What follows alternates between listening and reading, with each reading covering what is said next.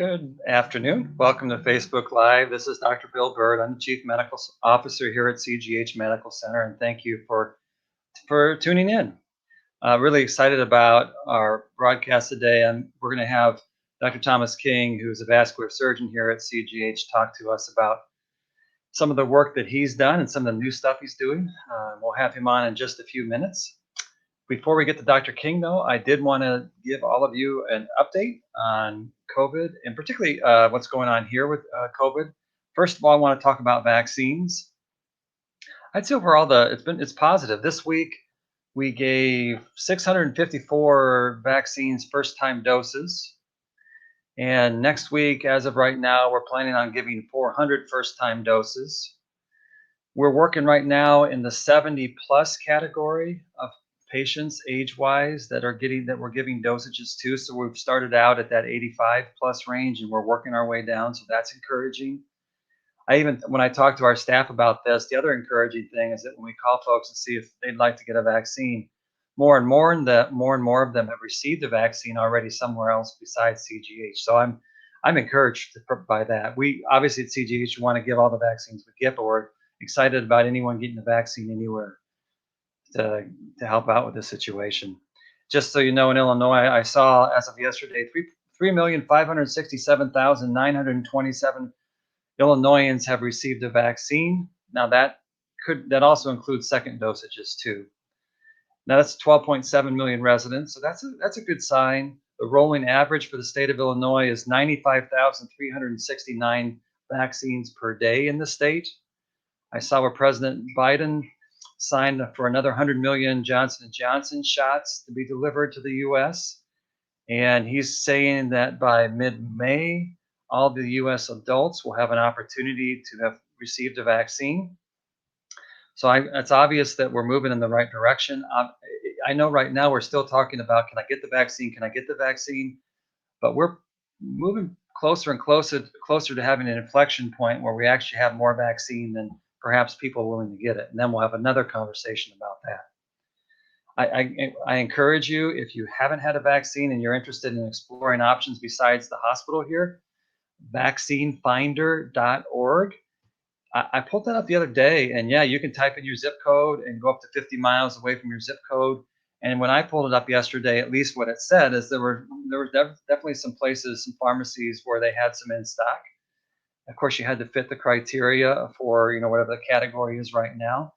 But yeah, I would encourage you, if you're willing to travel a little bit outside of the area, that's another option for you to do that. Vaccinefinder.org. Also, good news with COVID, I know, is that for the first time in a long time, our percentage of people testing positive for COVID is actually lower than the state average, which is good, really good. Our case numbers per day in the county are down. Our hospitalizations continue to trend down. Obviously, we've still had multiple deaths. We're at 150 deaths from COVID in our county, but that is stabilized. It's plateaued somewhat, for sure, compared to where we were at 2 or 3 months ago. And one other thing, if you do get COVID or you know friends who get COVID, and if they have risk factors, keep this in mind that the antibodies that we're giving the patients who are symptomatic, who are at high risk, are really effective. I'm reading more and more where those monoclonal antibodies are reducing those patients who get sick with COVID, who have risk factors, really, really reducing the risk of having to be hospitalized with COVID. So keep that in mind. So that's a good thing. Why is it so hard to get an appointment for a vaccine for a 76-year-old? I've tried at CGH, Health Department, Walgreens, no luck anywhere. Yeah, that's a good question. Here at CGH, if you're 76 and you're on our wait list, gosh, anytime now you should be getting a call about getting a vaccine here. And I can't speak to the Health Department or Walgreens. I just deal with the CGH world. I would encourage you to do that vaccine finder and see if that might be a route to help you out as well. And excuse me, and if you can give your information offline to Matt or Dana in marketing, that questioner, we can get hold of you and see what we can do to help you out, because I really think you should be pretty close to if you haven't received a call yet from CGH, we should be really close to getting you. I want to make sure that we have you in our queue on the wait list, actually. So for that questioner, please reach out to our marketing department. Matt, can you give him an extension to call, the number for him to call, or him or her to call at the hospital here? Thank you. Okay. Thank you for that question. If you have other COVID questions as we're having this conversation with Dr. King, please feel free to reach out. But I want to get Dr. King on the line right now. Hi, Dr. King. Yes, sir. How are you doing today? Great to have you on. I've been trying to get Dr. King on for a while. He's a hard get.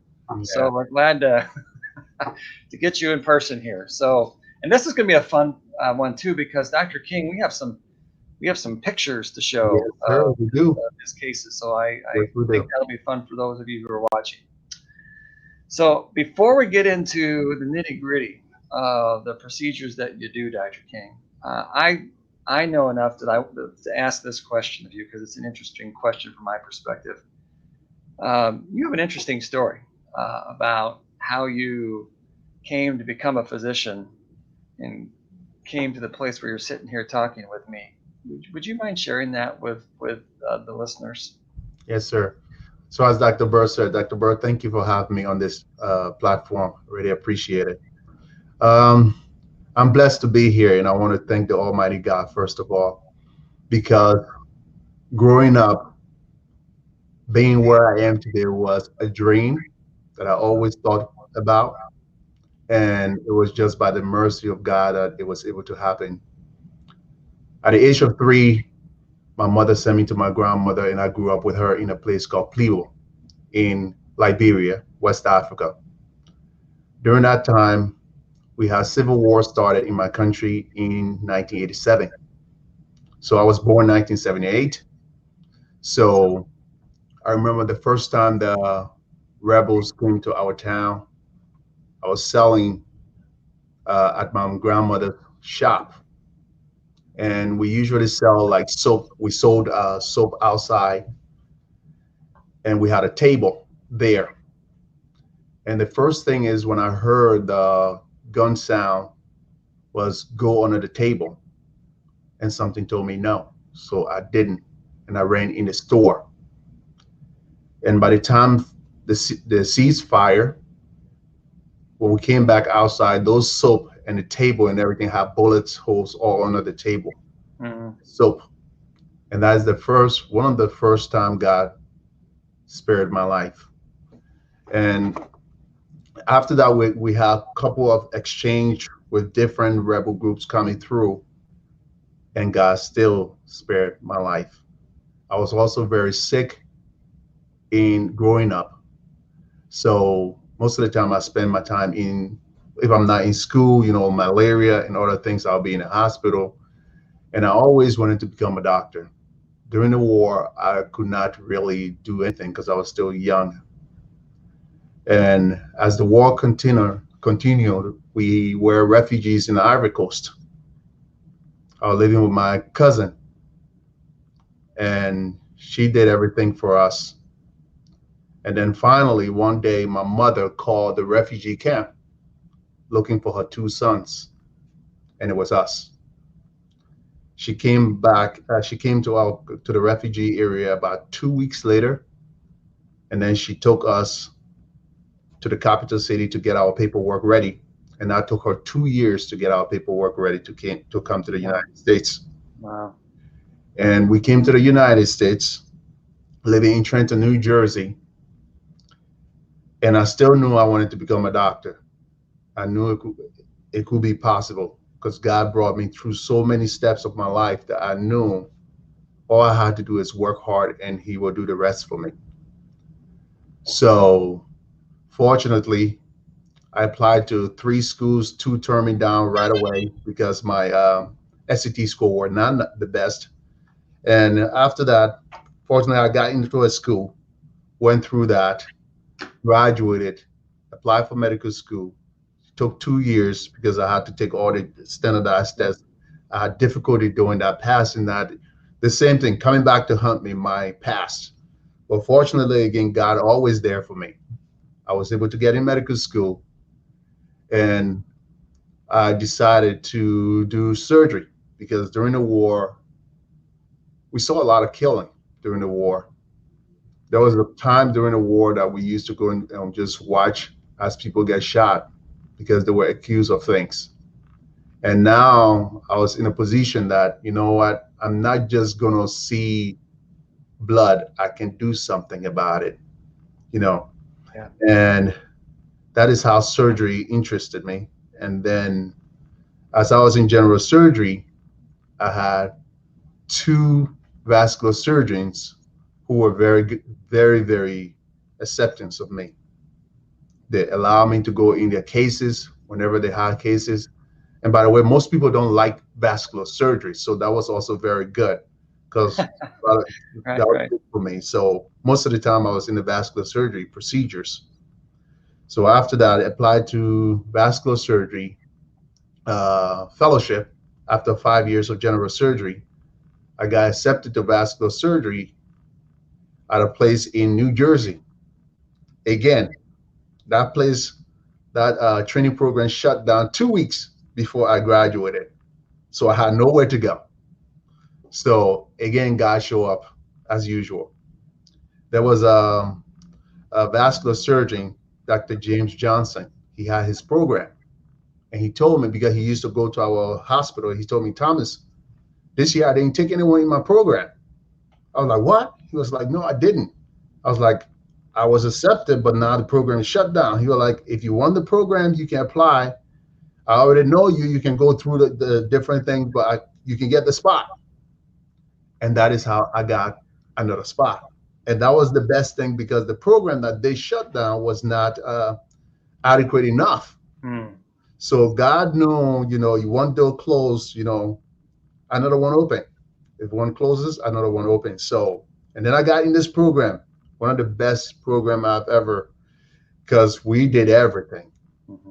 I did my second year at Arizona Heart with Dr. Ramaya and Dr. Rodriguez and some other vascular surgeons, and it was the best time. It was like a kid in a candy store. Anything you think about went. We were busy, and I Yeah. enjoyed every bit of it. And then I was looking for places to go to, and God always know where to direct me. And here I am in Sterling, in a small town, Yeah. even bigger than the town that I grew up in, but still a small town. The people are very personable. I love all of my patients. We joke and we get things done. And Yep. here I am still in Sterling, and I'm looking forward to being here, helping my patients, bringing in new things every year. Anything I can do to keep my patients from going outside of Sterling, I will do it, and I will try to do my best. So Yeah. here I am. That's it.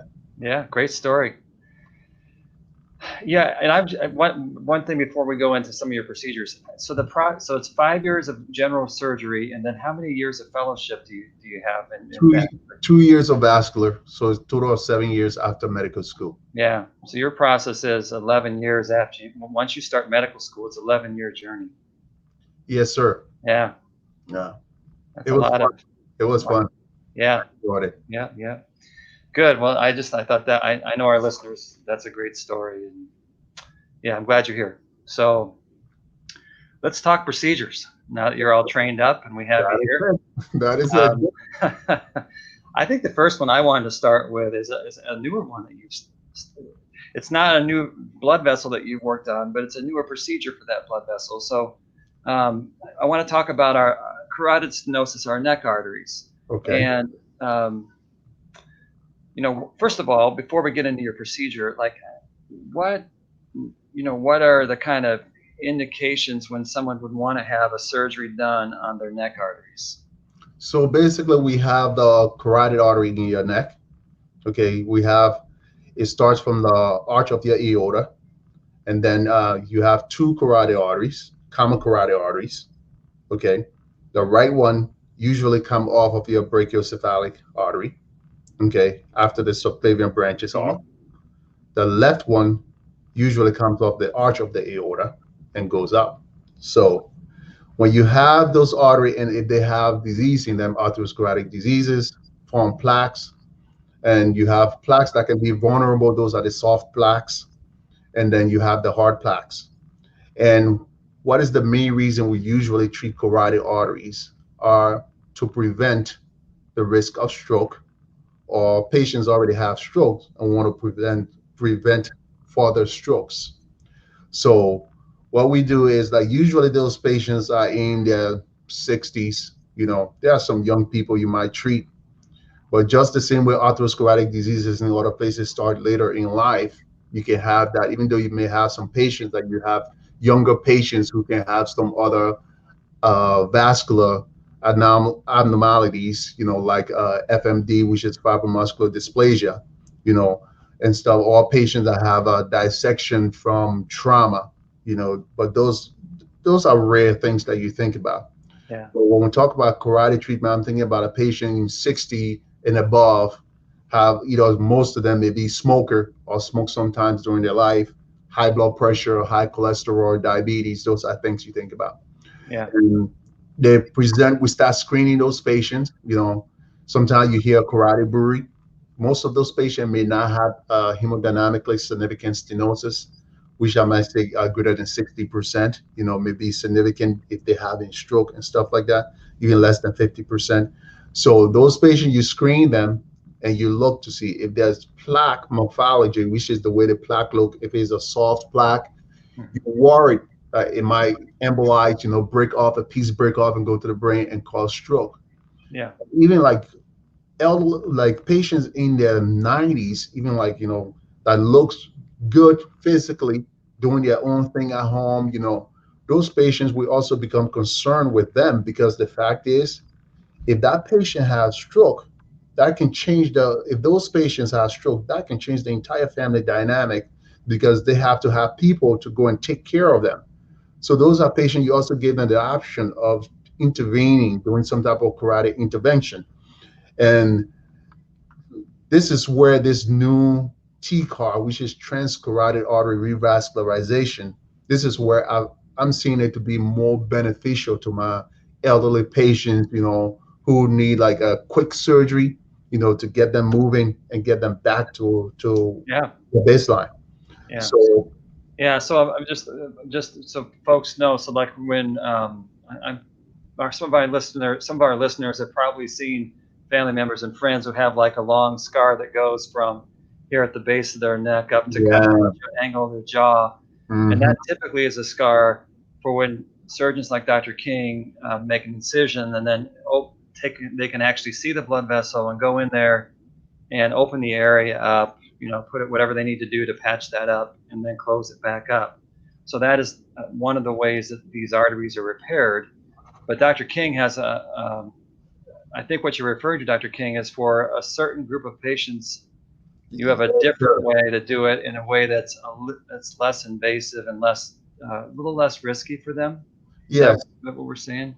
Yes, sir. So basically, like, for the carotid artery aneurysm, which is the open procedure, we'll make the long incision, we'll go through the platysma muscle, go see the internal jugular vein, retract it laterally, find the common carotid artery, find the internal carotid artery, and then you basically control the arteries, you make an incision, okay, on the artery, open it up.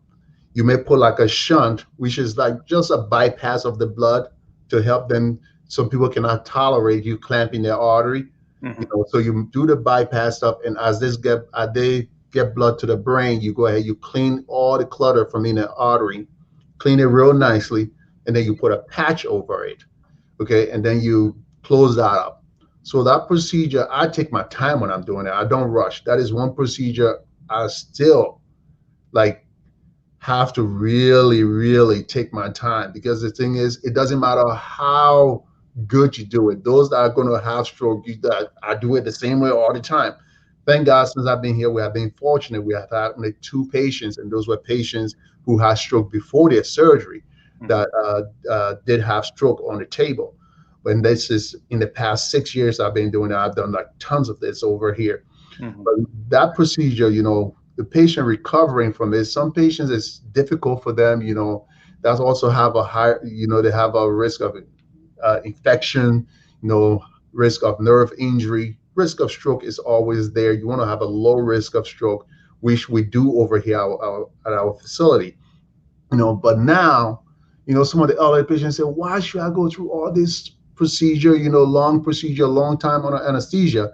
Now we have the TCAR, which is also similar, you know, criteria, but now this also includes patient older than 75, patient who have like uh, EF less than 35, patient Their who heart doesn't pump the greatest. does For not pump the whatever great. reason, they're a little bit sicker than the typical patient Yeah, you would take for that. sickle patients, you can do that on a, even dialysis patients now, you to say they Yeah, also qualify for this. Patient you have done previous open surgery on, and you yeah, want to do a redo, because the redo surgery, there's a higher chance for nerve injury.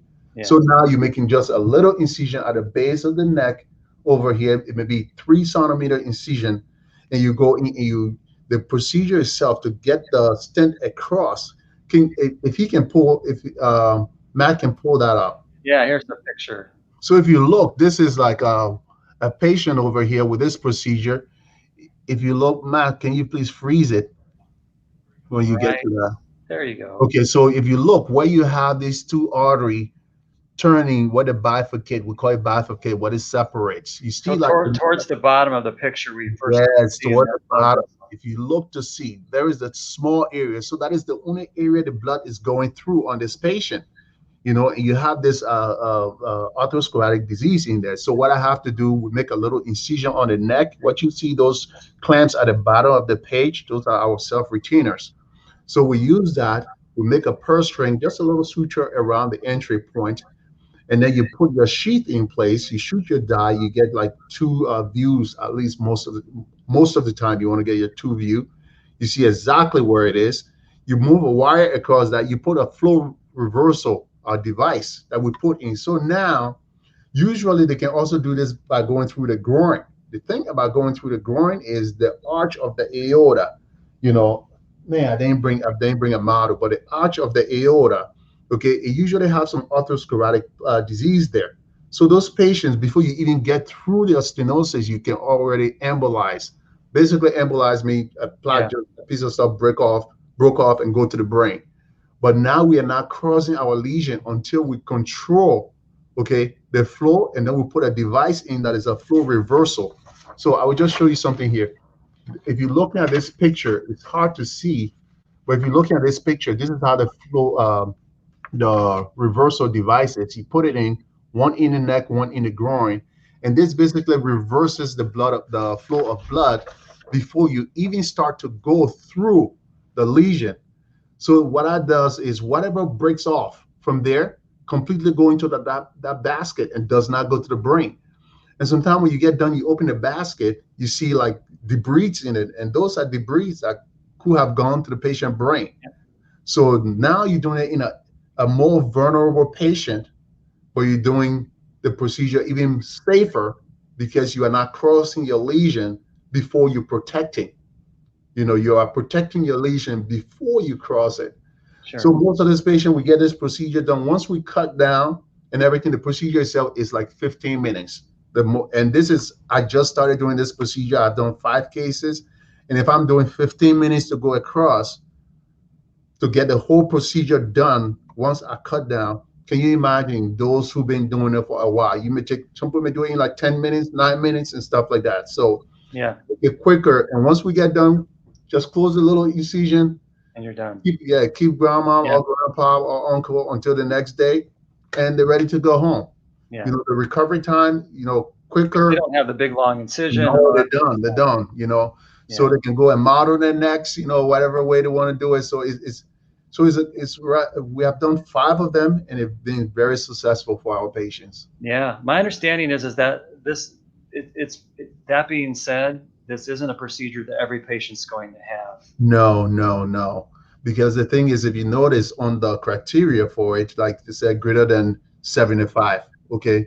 So if you even have a patient that is less than 75, you want to make sure they have, let's say the patient have like a tracheotomy, or the patient have radiation to the neck. Those are other things you say, okay, you know what? If I make a big scar on this patient neck, you know, they may have a higher chance for infection, and stuff like that. And even like a radiated artery is kind of like Yeah, a different type of artery to deal with. So instead of you dealing with the whole thing, you're dealing with a little portion of it. So you like, at some patients are young, less than 75, but they are severe diabetic, severe renal failure patient that you don't want to keep in there Yeah. for a long time. So those put them in the criteria. So it's a selective group of patients. Yeah. But most of my patients, like in the 80s, 90s, and stuff like that, I would recommend this to them and give them the pros and cons of both procedures, and then they have to decide because Yeah. uh, comparing it to the open procedure, just about the same risk of stroke and stroke, but nerve injury is a little bit lesser. Yeah. Yeah.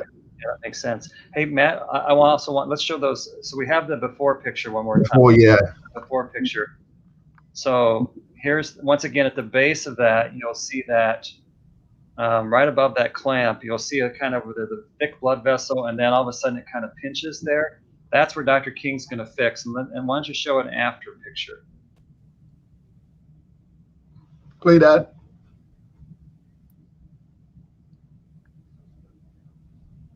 There we go. And play the other one. Turn. Is there another one you have, Matt? There should be another one that's. So you Yes. can see the lumen open up. You want to make sure you have at least less than a 30% residual stenosis when you do these things. Yeah. So if we freeze that, you see that. And you see the in place where you see that those jagged area are the stents, is the stent in place. So basically your residual stenosis, you want it to be less than 30% when Yeah. you're doing that. And that changes your whole criteria for your post-op imaging study for these patients. Yeah. So Yeah. So that's nice. That's definitely a good result where you have a lot more blood flow to the patient's brain.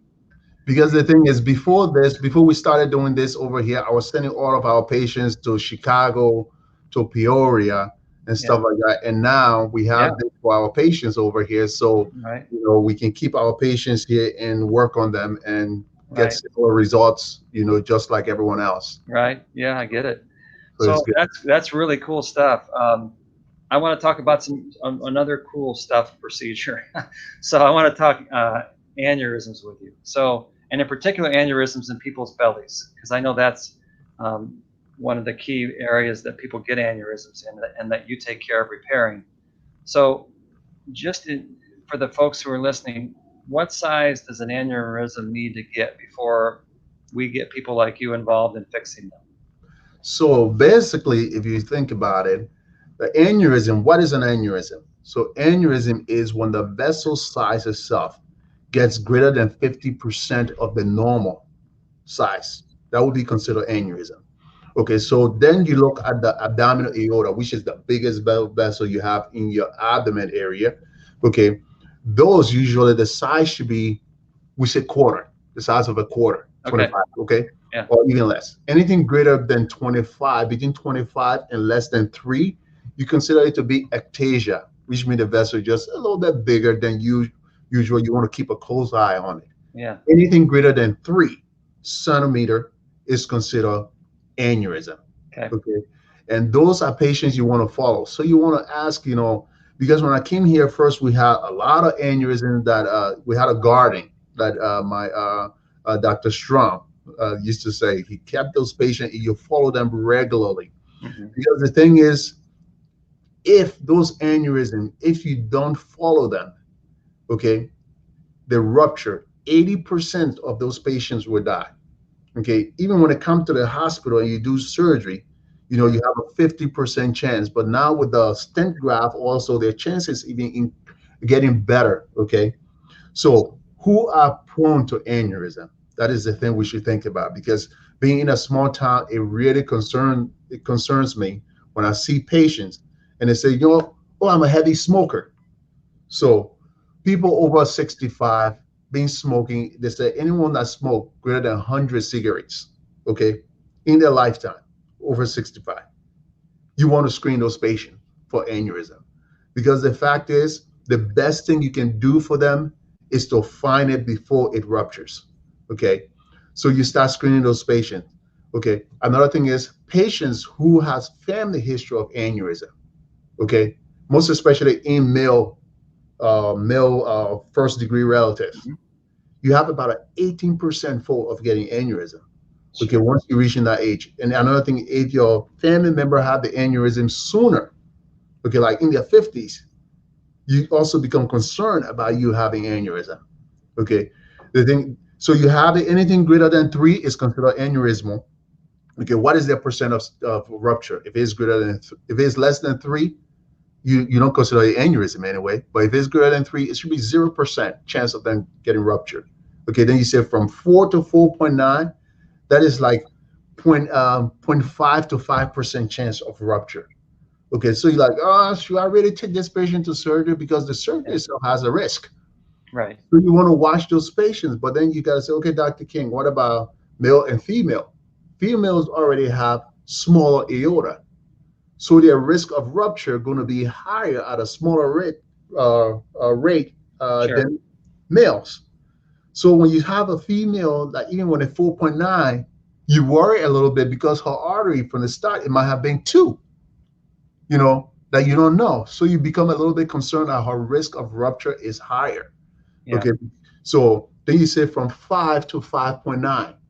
Then you're going from 5%, 3% chance of rupture to 15% chance. So those are the patients most of the time we treat right away, most especially over here. Even though studies show that, you know what, we want to start treating them when they are 5.5 in males. But most surgeons start to treat at 5 because the fact is that chance for rupture is still there and it can be high. Okay. Sure. Another thing that you want to make sure, like blood pressure under control. You want to make sure the hypercholesterolemia is under control. You want to even diabetes does not have a chance. It does not increase your risk for rupture. That's another thing. That is weirdly speaking is one of the things that really does not increase your risk for rupture. You Sure. know, at least it's good for something. So Yeah. Yeah. So it then sounds like in general, if we're around 5, if you're around 5, size matters for aneurysm. Size matters. The yeah. bigger it gets, the more concerned you get. Yeah. Now you come to, okay, I'm just going to, because we Right. don't have time, for time's sake, I will go to our treatment, which is where we come in. We follow the patients, once they turn to 4.5, we try to follow them yearly to make sure we are catching them because it should grow at zero point 0.3 millimeter per year. So if anything growing greater than zero point 0.5, zero point 0.6 in 6 months, you're concerned about it. That's fast growing aneurysm that you want to treat. Right. Okay, no matter, even if it does not reach the size for treatment, you want to treat that aneurysm because it's Yeah. growing real fast. Yeah. If anything greater than 1 centimeter per year, that's a problem. You want to treat that aneurysm. So Sure. now, how can you treat the aneurysm? Sure. Okay, you want to make sure these patients, you want to make sure their heart is good. You want to make sure everything else is good. Okay, then we have two-way, the open way versus the endovascular way. Okay, so those are the two ways which we think about. So the open way, that is the one, it require a lot, everyone like, wow, you're about to do an open surgery. But then for the patient, even though it's a great experience for you as a surgeon, because you rarely do those nowadays, Yeah. but for the patient is a big surgery. Oh, So yeah. patient will be down for like 3 months. And some patients, like so Yeah. far, what I noticed about patients that won't do the open, some of them become depressed. Yeah. Okay. Yeah. Because it takes everything. So basically, what we do, we use this graph over here you're looking at. We basically open like from your xiphoid process all the way down. We open it up.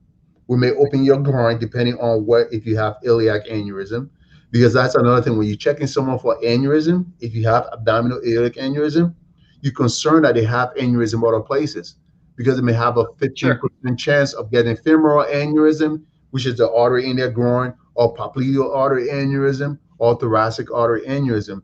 But whenever you see any of those small aneurysms, you want to make sure you check for aorta. Because the thing is, the small aneurysm won't kill them.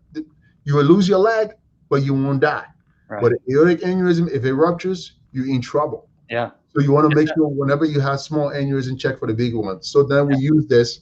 That's for the open procedure. Yeah, this is for the How about, open. is the one behind you the one for the endovascular one? This is the endovascular one, and he Okay. will show you. He will show you. He will show you the clips on that. Yeah. Let's have Matt show us. So, what are we looking at right here, Dr. King? So basically, you see that big ball right there is an aneurysm. This Okay. is the dye going through it. And then below that are after you get to see that dye, then those are the two blood vessels that go to each Yeah, leg. those That you're are our iliac vessels, you see. right, right, So, right. Matt, can you show them the completion one, please? I think So one that is more. another view of the aneurysm. This is the graph in place we're about to deploy. This is really cool. We finally get to the. I think one more picture, Matt. One more picture, Matt, and that's it. So this Oh is yeah, after you repair it. So now you see you can no longer see this big ball. Okay, so this patient is basically protected. The yeah, thing about this is we have to make sure we still follow these patients to make sure the graft is not migrating yeah. or That there it is stays no in leak place. coming from any side vessels. Those are different names. You know, they have type 1, type 2 endoleaks and stuff, type Right, 3 right. endoleaks. So then you have to follow them like yearly for this. Nowadays, you can also use like ultrasound to follow these patients. Right. So this open procedure itself, you may take like, even if it's a real fast one, you may take 45 minutes, or you may, I would say we've been going at an average of at least an hour and 15 minutes, hour and 20 Wow. minutes to get them done. And Yeah, the coolest thing about this is before we used to have to cut down in the groins, yeah, so you they have two incisions in their groins, you find the artery, you put your yeah. wire in it. But now we don't even have to cut down in the groins. We'll make two little holes without puncture, two little holes in each groins, puncture holes. Yep. And then we'll put like a closure devices in. And once we get done, we just pull our string to the closure device and close Uh, those holes, and the patient yeah. is So like, a patient, when they had the open one, Dr. King, it used to be. I can remember people sitting in the hospital for a week or so waiting for their bowels to get going again and stuff like that. you see But all those this, things. but this endovascular one that They you go do home the now next pretty day. routinely, how long are they out of the They hospital? go home the next day. Yeah, that's I thought so. Yeah, Yeah, they go home the next day. The open one, you have NG tube in place, you have Foley calculator in place, you have yeah, abdominal binder. You yeah, know, it is good because the fact is for younger patients, and stuff like that. The open one is good because we know about it, even though we know about it in the vascular one. But the open one, you check them one time. It may be 3 months after your procedure, and then you don't have to check the aneurysm in place for 5 years. right, right. Okay, just to make sure the graft is in place. But the endovascular one, you have to check them 6 months, 1 year, Sure. every year, as long as they live. You Yeah, know, yeah. so a risk and benefit for each. So But I'm guessing the vast majority of aneurysms nowadays, you're doing the endovascular route. yeah, the patient preference. Most people, we in a society that fix me and let me go. I'd want So that. I wouldn't want you to cut me wide I open. know, I know. So then we do that, and Yeah, it's fun. Everything is good. The patient, we keep an eye on them. We follow our patients over here. If you're not coming in, we'll call you and follow you. The one of the risk of the endovascular one is the risk of contrast also. hmm But then you can also use CO2 to replace the contrast. And then you can also use IVUS, which is a device used to visualize where your renal arteries are. And you can use that also to diminish okay, the amount of contrast data you use. So we have options for yeah, these patients. So overall, I would say I feel good about what we are doing at CGH yeah, with these procedures, and we continue to improve so that hmm our patients can be able to stay here and get the necessary procedures that they need. We yep, are we are personal over here. My patients, we joke, we treat you nicely. They know me. All of my patients know me. You yep, come in, we get you done. If we have to get you done, we do it. yep. You do.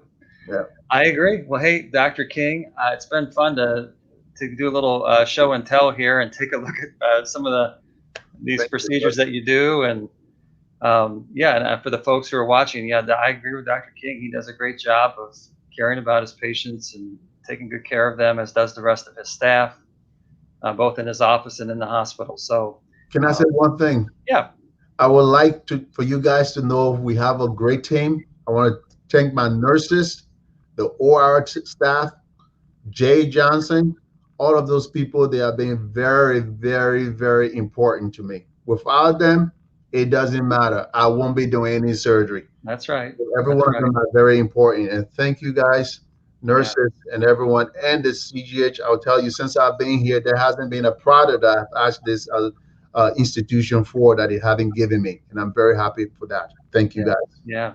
Hey, thanks, Dr. King, for taking the time to join us, and thank those of you who've listened, have had a chance to watch and listen. And I hope you don't need to use Dr. King's services, but some of you will. And if you do, I'm here. all right. Until next week, thanks for watching. Thank you, Bye. sir.